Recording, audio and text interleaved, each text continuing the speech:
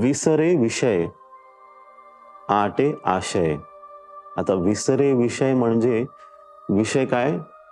तुमच्या जीवनात जे तुम्हाला वाटतं की हे महत्त्वपूर्ण आहे, तुमचं काम, तुमचे कर्म, तुमचं कार्य, जीवनाचा उद्देश, तुमचं जे पण तुम्हाला जीवनात करायचं आहे, तुम्ही करतही असाल, व्यक्ती सुद्धा, जर तुम्ही त्या विषयावरती वेळच काढला नाही त्या विषयासाठी, तर काय होणार?